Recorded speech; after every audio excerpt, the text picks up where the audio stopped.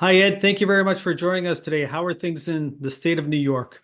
Hey Jimmy, they're great. We've got spring coming in at last. So you've got birds outside, you've got buds. Thank God. Yes, it is a great time of year. I'm looking forward to the transition. Even though I'm a big skier, winter is over with and I want to move on to the next season now. So there's Right. not really much going on in the world these days. I don't know what we're going to talk about in the next few minutes. It's just flat, right? There's nothing happening. Yeah, Yeah. exactly. So let's jump into it. And I want to begin with the tariffs. And the Trump administration released the tariffs earlier this week, and it shook the global markets. And I want to get your views on U.S. economic policies and also foreign policies. And before do that, I want to provide a little background. And the whole point behind the tariffs is because the U.S. takes in $5 trillion a year in terms of taxes, but it spends $7 trillion. So it's running a $2 trillion deficit. At the same time, the administration wants to cut taxes so they can stimulate the economy, and it wants to use tariffs to replace those lost tax revenues. And the global markets have responded very negatively so far leading up to the release and also after the release. The S&P is now down 12% of the year. It's probably going to continue to fall. There's been a lot of criticism on how the tariffs are being implemented. If a country has a trade surplus, for example, like the UK, tariffs are rather minimal at only 10%. Or if the country has a trade surplus with the US, then the tariffs can be rather onerous. China, for example, is at 54%. And so I want to start right here and get your views on the tariffs that have been put forth and also the program that's been put forth by the US administration. Um, Jimmy, I'll speak colloquially. It's hard for me to process how dumb this is. I'll say it again. It's hard to process how dumb it is. Um, let's be kind after that statement and imagine what they could be trying to do. And that might be some form of strategic autarky in North America. And I'm sure we'll get to the Canada portion of that. But even if that's what they're trying to do, which is to say we're going to draw this economic policy moat around the United States and USMCA, using tariffs principally to shock the US supply side into effectively a war footing and a better manufacturing posture, then this is a stupid way to do that. I don't know why we don't want coffee, meanwhile, right? I don't know why we're taxing penguins. So, yes, there's some glimmer of strategic thought going on in some quarters in this administration, if you ask me. But like I always say, I feel like Trump is a really good doctor when it comes to looking at sicknesses and saying, well, this is wrong and that's wrong, but a really, really bad doctor when it comes to handing out medicine and saying this is what you need to do about it. And this tariff announcement, this so-called Liberation Day, which is variously being described as Obliteration Day, Libation Day, and so on, that I think is the absolute pinnacle. I'll just make one quick point on that, actually, Jimmy. Trump has been very good at always avoiding responsibility. There's no way that he can say that this wasn't him.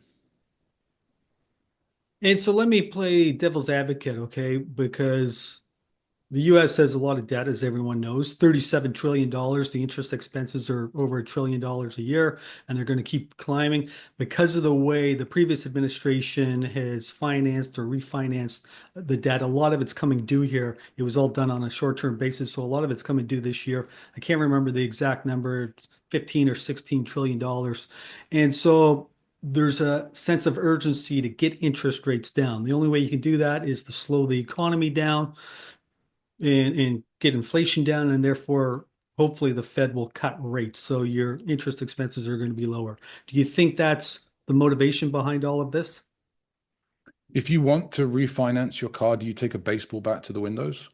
I don't understand this thesis. I mean, sure, you could say that the United States has a major problem with debt. We do. Our sovereign debt trajectory is completely unsustainable. And because the United States has this privileged position with the dollar and the dollar standard, that gets very dangerous somewhere down the road, right? Somebody in capital markets is eventually going to fire a warning shot and tell Uncle Sam that he can't keep borrowing like this. But if you're trying to save the asset, which is the United States real economy, I don't know why you would torch it. It doesn't make sense. I mean, I've had quite a few people write to me in recent weeks and say that I give Trump too much credence for his strategic thinking. And I usually push back and say, well, actually, the guy has a big picture view of the world, whether you like it or not. I can't imagine which official in the administration would sit Trump down and explain that huge play to him. I think he's way more simplistic in his thinking. And I don't know, when you look at the people around him that really do understand economics, for example, Scott Besson, I saw him speak at the Economic Club the other day. It's such a strange experience to hear them use the language of macro that we love and adore to describe the death of macro. So I don't know how anyone could convey to him or his administration that that's the play. It doesn't seem plausible to me. I want to get your views on the U.S. economy now and also the financial markets. Even before the official announcement, the U.S. markets were under pressure. The S&P was down. Many companies have come out here in the last week or 2 weeks with profit warnings, including Walmart and Delta, American Airlines, Nike, and many others. And a lot of it has to do with the uncertainty associated with the tariffs. Nobody knows what the hell's going on. The Fed also took their growth rates down for the year from 2.1% down to 1.7%. And then this week we saw a lot of the commodities associated with the economy, specifically oil and copper, they just got annihilated down anywhere from 10 to 15%. And I want to get your views. Do you think with what we're seeing and with the tariffs that were implemented this week, is the US going into recession? And do you think the global economy is going to go into a recession?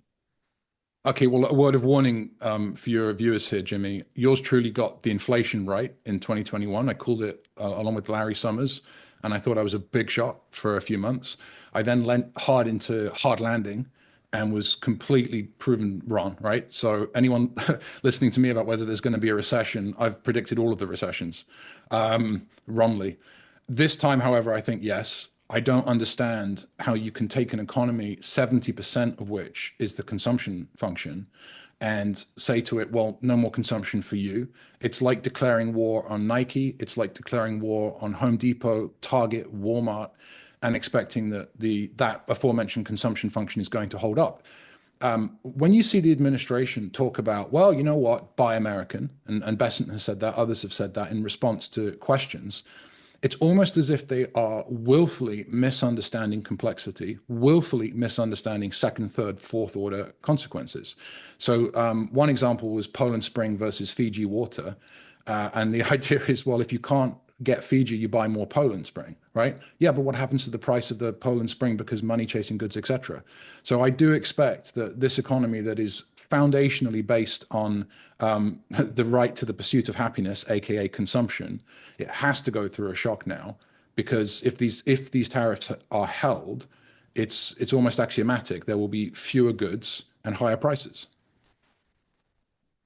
Yeah, and the one company that really stood out to me this week was Apple. Of course, a lot of their manufacturing happens in China, and a lot of their sales happen in China, and the stock was down over 10% in one day.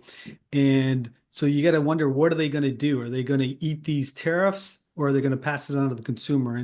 And already I'm using my iPhone is 8 years old. My kids laugh at me, but I refuse to, spend $1,000 or $1,500 on a new iPhone. But now it's Right. going to be that much more because they might just pass on the costs. Yep. So here's, with a lot of companies like Apple, for example, they're kind of caught in between a rock and a hard spot because are they going to pass the costs on to the consumer and therefore, to your point, prices are going to go up, or are they going to eat the costs and therefore their earnings are going to go down?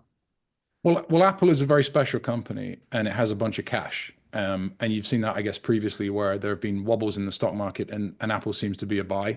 I've always had something in the back of my mind that's like, if Apple gets into trouble, there's your real marker of deglobalization. That's the real moment that you need to start looking at the whole ecosystem. Um, I don't know if Apple and other companies will pass these prices on. I suspect that some companies will try to pass some of it on. But it kind of doesn't matter, right? Because you then need to say to yourself, well, all right, Apple today and companies like it are taking a hit on these proposed tariffs. But then what does that do to them as supply chains, as firms, as planners? And so the Apple of tomorrow, I think, and the Apple stock price tomorrow is maybe of more interest. Some US firms like Apple can take a hit, but they can't take continued pounding, right? Yes, this coming year is going to be quite interesting. And we got Q1 numbers coming out here in the next couple of weeks. That's also going to be interesting, but maybe the real damage will be later in Q2. Right. So I know you're not a stock analyst, but I want to ask you about the S&P, and it's trading around 23 times earnings. The range in the last 5 years is anywhere from 19 to 24 times. And if you assume that we get a big pullback in the economy and therefore the S&P pulls back too, maybe earnings go from 24 times down to the low end of that range, which is 19 times. Mhm. That would equate to 4,500 on the S&P. Any thoughts on that? Do you have a view on the S&P? Do you see it going that low? I mean, so I've very studiously avoided analyzing stocks because I know I would make such a hash of it. So my sort of fudge answer to that is instinctively, yes, I do. And the reason I say that is because from a broader 35,000 feet macro perspective, what is the stock market for? And what does it indicate? It indicates the health, the forward health of the US economy, and it indicates Keynes' animal spirits, and it indicates where we think we're going. And so this intervention by Trump on the tariff side of things, as I said, it's like declaring war on US firms and US consumers. This is not a cyclical phenomenon. This is not something that will have to be priced in the language of corrections. This is something that will have to be priced in the language of crisis or crash, because it is a structural shift in what you can expect firms to earn and how you can expect them to be perceived and perform in the future. So that's a bit of a fudge answer, right? But I wouldn't be surprised by equities really falling off a cliff if the narrative takes hold that the real economy, the US economy as a machine has fundamentally changed and is perhaps shifting away from consumption. I'll make this point. Again, this idea of a one-for-one replacement between foreign goods and American goods, it doesn't work like that. And the United States economy is not ready to replace everything that we currently consume at home. And even Donald Trump, the president himself, said the other day it will take about 2 years for manufacturing jobs to return. So what happens to the stock market in those 2 years? How do we reassess? I want to ask you about Elon Musk now. You have said in the past that Elon Musk is the fall guy. What do you mean Uh-oh. by that? I did say that, Jimmy. That was basically accidental. I think you're referring to a Bloomberg hit that went viral. I was really trying to talk about the structure of the Constitution and the state. I guess what I meant by saying that Elon Musk is the fall guy is that if you're going to introduce as the administration these cuts, these hammer blows to how the federal government works, to what the United States is in terms of its fundamental performance as an economy and as a state, then somebody's going to get upset and somebody needs to take the blame. And Donald Trump is expert in many things, and one of them is not taking the blame for anything, which I think will come to an end. But if you take a step back, Doge is effectively Donald Trump trying to separate the federal government from the progressive state. And so Trump wants to dismantle the progressive state and it seems dismantle consumption and reconfigure the political economy in this country and the labor market in a way that they cannot help but feel. So reality will push through the MAGA ideology. And when it does, they're going to look around and say, well, who caused this? And people like Musk and perhaps others, right? Even Besant and Rubio and others in the administration, those are the guys that Trump's going to turn around and say, well, I never met the guy, right? He did something I didn't, I'm only just learning about it. So that's what I meant. Musk is lined up for a fall. And so here's a related topic I want to ask you about. The state of Wisconsin just held an election for a Supreme Court judge. And as you know, the Wisconsin is a battleground state. The races between the Republicans and Democrats is always a tight one. And for this particular judge, they spent over $100 million, okay, which is just crazy. But Elon Musk was also heavily involved. He spent millions of dollars on this race trying to get the Republican in, but the Democrat won by a wide margin. I think it was by 10 points. Do you think this is the beginning of pushback on Elon Musk? I would say so, and I interpreted that race as a referendum on MAGA more broadly. The interesting thing about MAGA is that it's always had a Marxist element. It's always had a socialist element, which is to say that the people who voted for this stuff talk about wages, talk about jobs, and talk about an activist state. And so if Trump has come along and said, look, forget the Democrats, culturally, I'm going to run to the right of them, but in some ways fiscally to the left, albeit it's hard to get to the left of Biden on infrastructure, but you know what I mean? Then when you get the opposite, when you get people who are diligently working for the federal government in Pennsylvania or Ohio getting canned immediately, they are going to notice. And we've seen this with constituency meetings, town halls, people shouting, yelling. So you say this is a foot race between the Republicans and the Democratic Party. I think that's right. If you scratch the surface, it's also a foot race between a sort of authoritarianism and a budding socialism. And I would not be surprised if there is a blue tsunami, an absolute blue wave in protest of Donald Trump in the next 2 years in any election that's held. So that's a good overview of what's happening within the U.S. I want to move on now, pick your brain on foreign policy. And Jamie Dimon of J.P. Morgan has said the geopolitical risks that we are witnessing right now are the greatest since the Second World War. Do you agree with his assessment? And if so, what concerns you the most when you look at the various hotbeds around the world? So, Jimmy, I've been saying this for a while. Some others have been saying this for a while, including my fabulous former boss, RP Eddy. We are no longer in a post-war world. We are in a pre-war world. So yes, Jamie Dimon, as he usually is bang on the money. It's very significant that he would say it as well, by the way, because for the CEO of JP Morgan to be that blunt, even Jamie, is quite significant. And so I do take seriously the risks.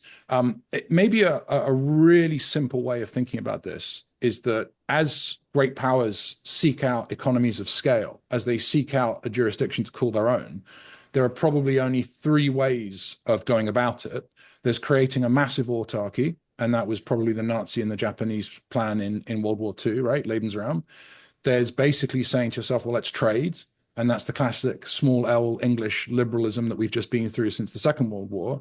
And then there's autarky, which is otherwise known as isolationism in the US. And that's another way of doing it. Now, the real question for those of us watching the US is, as it moves away from trade, is it moving towards autarky and isolationism, or is it moving towards annexation and conquest?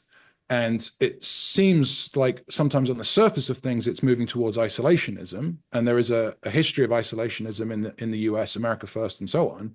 But actually, I'm starting to suspect that for real, the US is looking at carving out a territory for itself. By the way, Trump said that in his inaugural address, we are going to expand our territory. And so one of the things he has said in the past few months is that he wants to make Canada the 51st state. Do you think these are his real intentions, or is he just trolling the former Prime Minister Justin Trudeau? I think that they are his intentions with a caveat. When he says the 51st state, I don't think that's what it would be. I think that he would want to carve out the north of the Great Lakes, or maybe take a province, or maybe take the entire of Canada, but he certainly wouldn't award it immediately the political status of a state. By the way, that's not how it works in US history. These territories that were previously absorbed either by purchase or conquest into the United States, they don't become a state immediately. They have to spend a certain amount of time as a territory. They have to get through certain barriers on how they're run and so on. Canada could probably get there quite quickly because of its population. But here's the sort of the wild card, Jimmy, as you know, the Canadians don't want to be the 51st state. And why would they? They are a sovereign nation with their own independent culture and their own proud traditions, varied traditions. So he is serious about his aggressive attitude towards the territory of Canada and towards the sovereignty of Canada. And the economy, by the way, Carney has described an all-out attack on Canadian auto workers. But I don't know that when he says 51st state, which he also says about Greenland, by the way, I don't know if that's the exact form that it would take. Yeah, and I think the other thing too is there's a lot of socialists in Canada, right? So it's a pop country of 40 million people. And I don't know how many vote, but let's just say Yep. half of them can vote.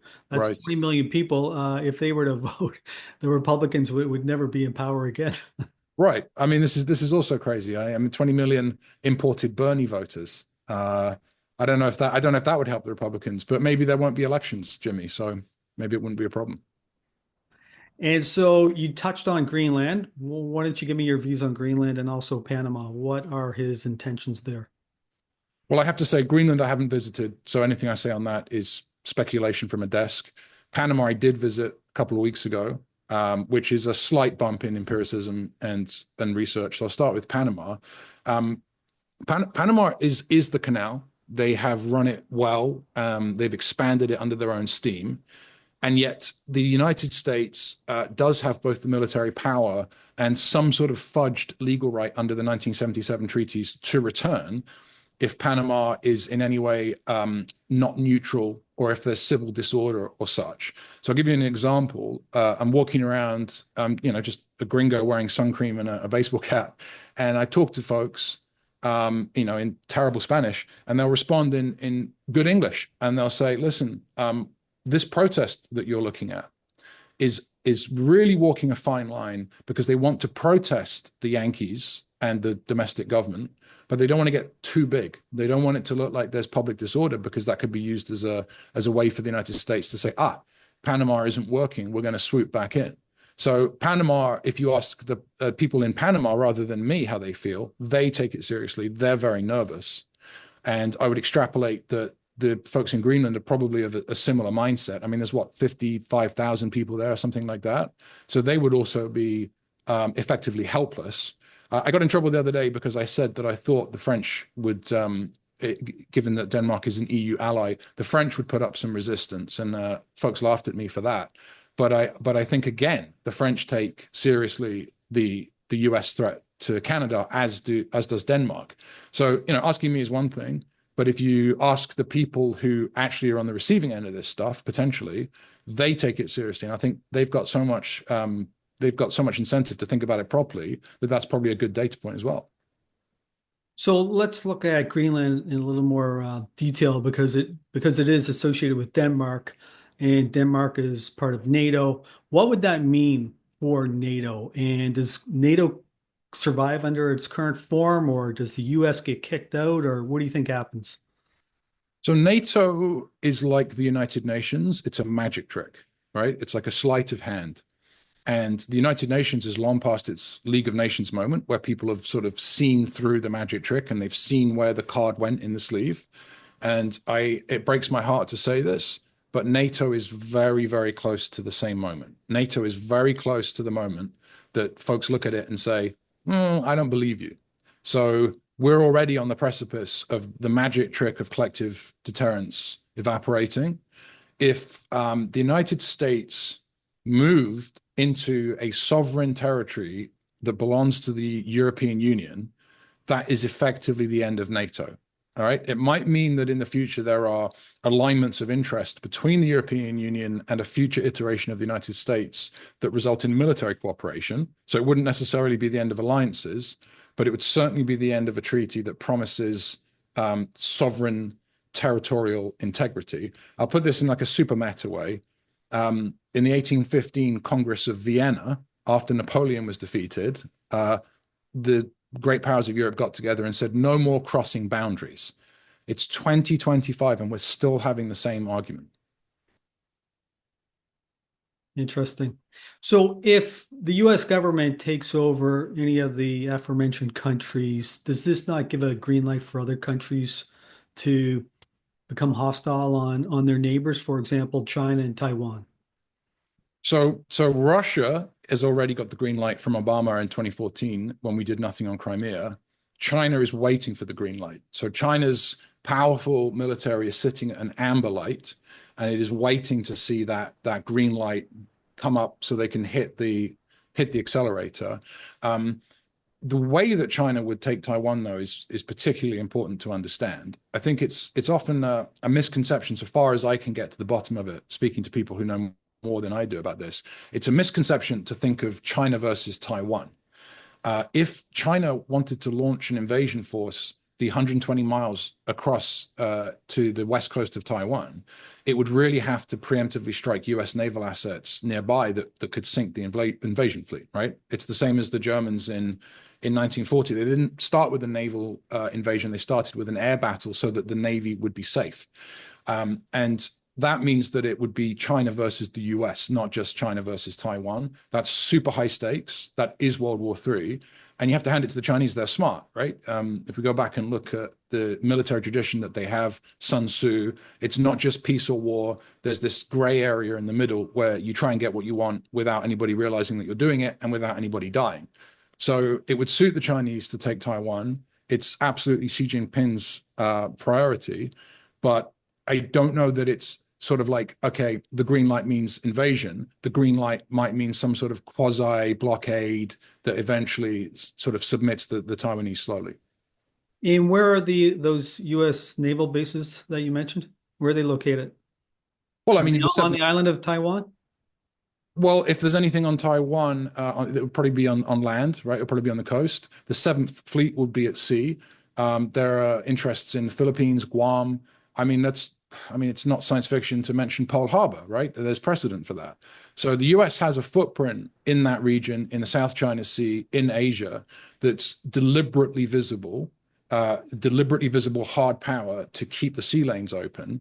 And, the United States would be faced with a choice if there was an invasion, go forwards and engage or pull back and blockade. So the Chinese would know that. And if they were in a hot war with America, anything they see, they would probably have to destroy. The only pushback I would have on China invading Taiwan is the fact that China or Taiwan produces 90% of the world's advanced semiconductors. Mhm. And so if there was any slowdown or stoppage in the production of these, that's it. Like a large part of the world would shut down. Anybody that's reliant on semiconductors or advanced semiconductors, for example, let's just say Apple or Nvidia, like those companies would go to zero.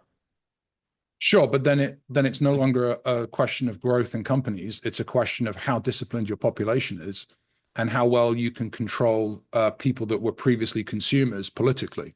And so sometimes it's mentioned that in a sort of in a neoclassical global equilibrium, it's a problem that China doesn't consume as much, and you can get into why that is.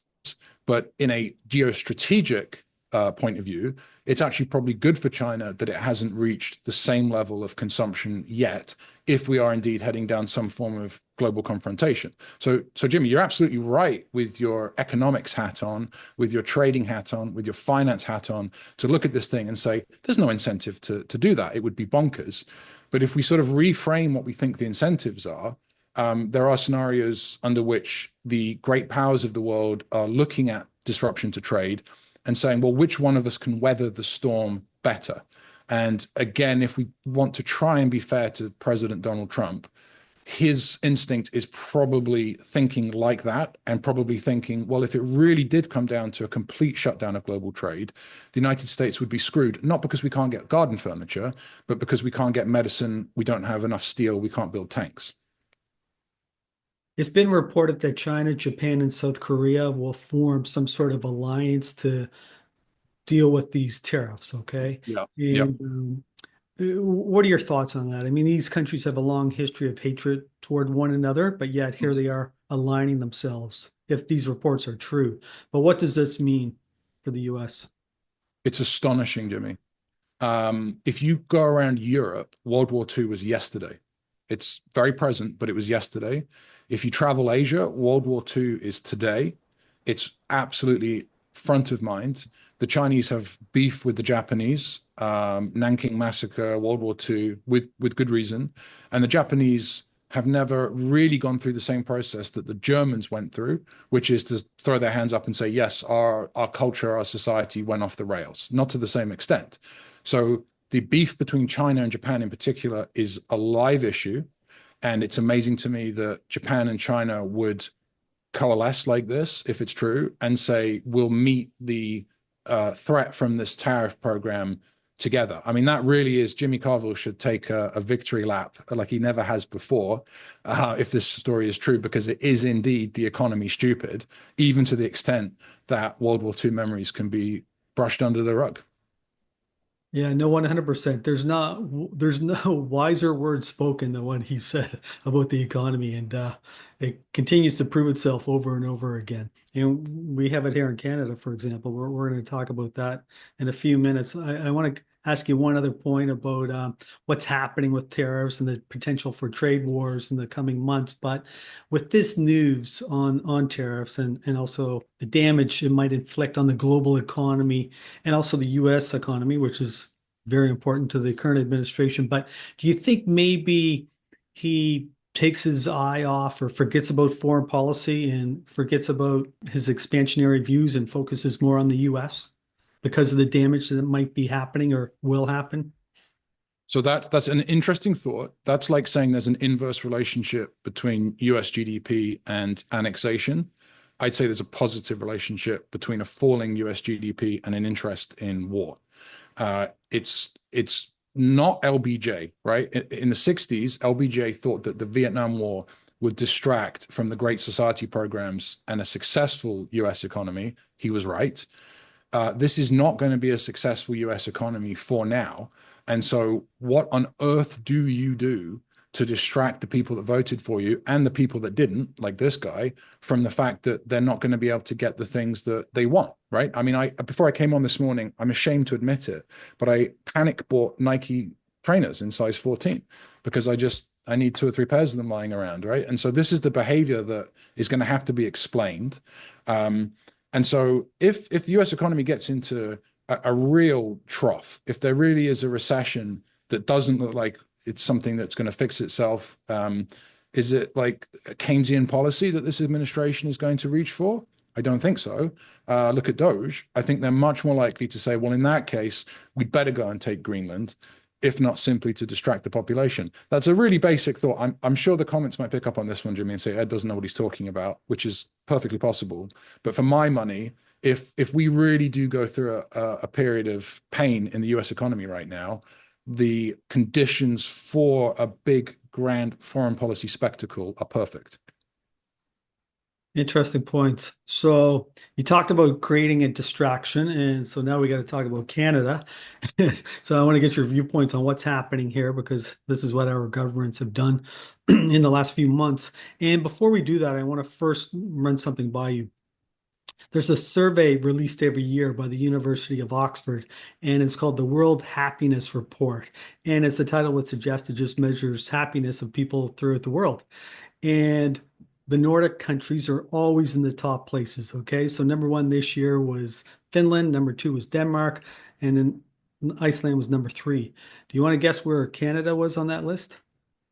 I'm going to logically suggest 4. No, nowhere near it. It was last year was at 15th. This year it fell to 18th place. Wow. Okay. Wow. And so if you're familiar with what's happening in Canada, things have not been too good here in the last 5 years.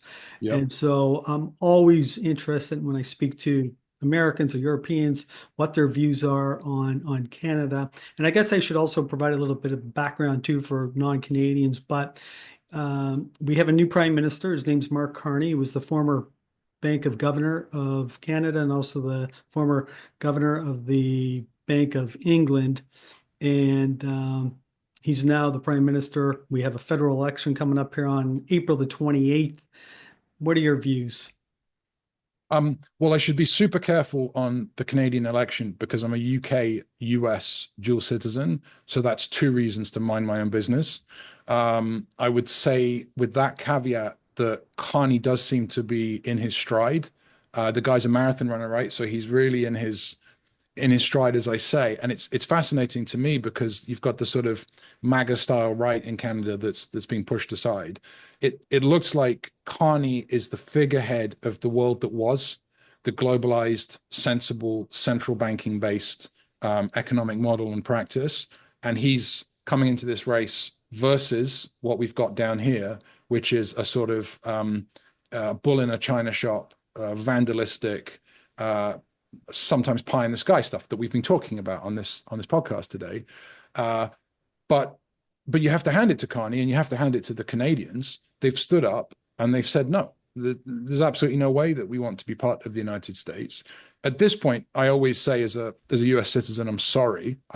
You asked what I think about Canada. I think Canada is a fine country with fine people, and it goes without saying that it's a sovereign country. So I'm embarrassed on the emotive side of things as a US citizen that we would even be talking about what we're talking about. So apologies for that. But Carney's an impressive guy.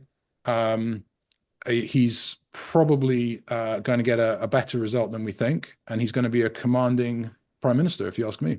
And you just reminded me of something I should have said. 3 months ago, the Liberal Party was all but dead, but Trump and his rhetoric has breathed new life into the Liberal Party, and now they're standing tall. It's almost like the giant has risen from the ashes.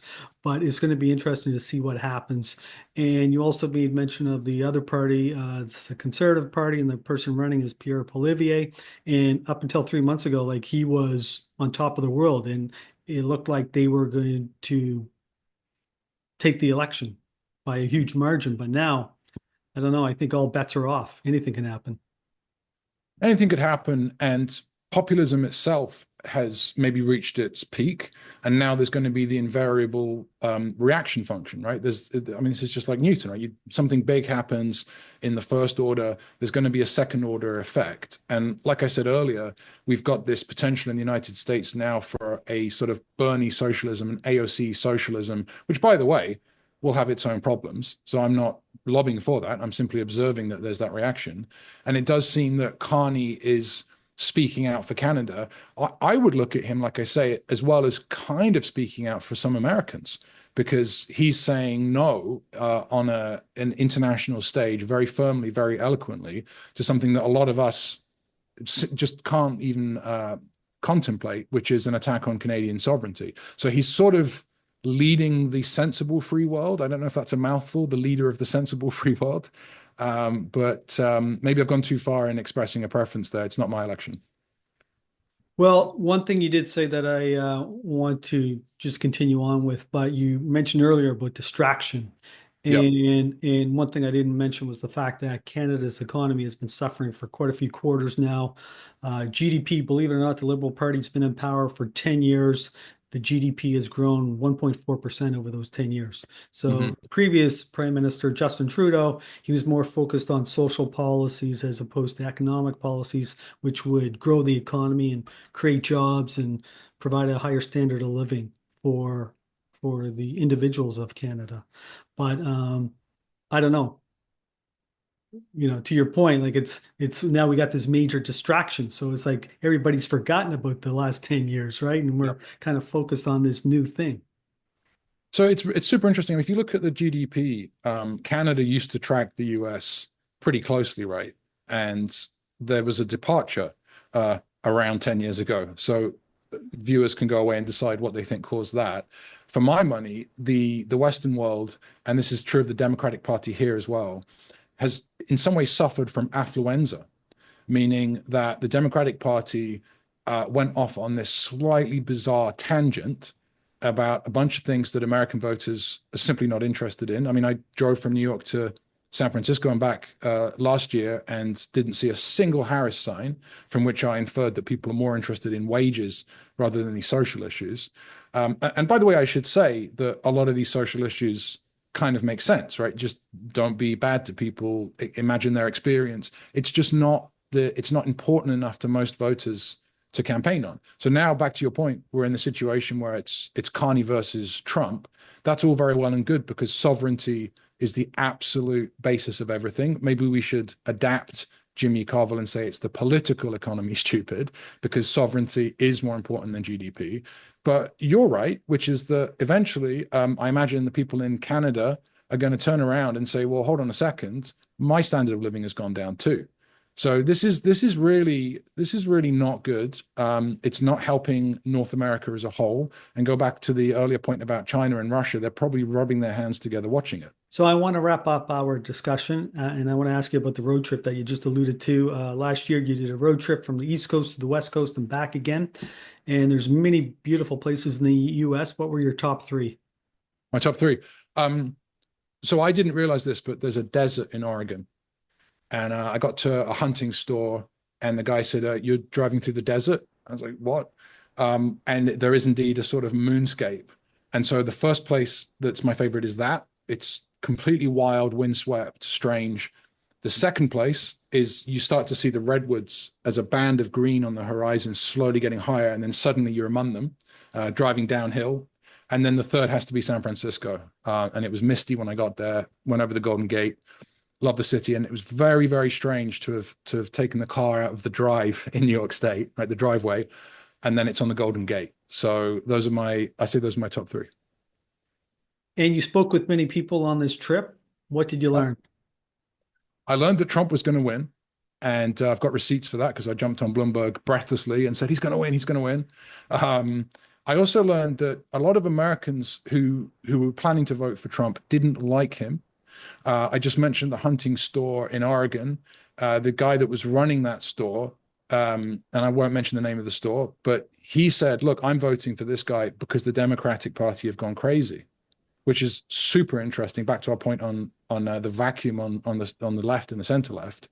And I also learned that most Americans are good and they're thinking about their families. They're thinking about how to look after, them and keep things running in a household, but they don't appear to want to talk about abstractions. There was a lot of discussions on wages, a lot of discussions on effectively what we would call consumption. And that brings us full circle to what we started out talking about today, which is that so-called Liberation Day is going to hit the middle of this country harder than anywhere because Walmart, Target, Lowe's, these places where you get cheap goods have effectively been subsidizing fiscal policy in this country, thanks to low wages in China for years.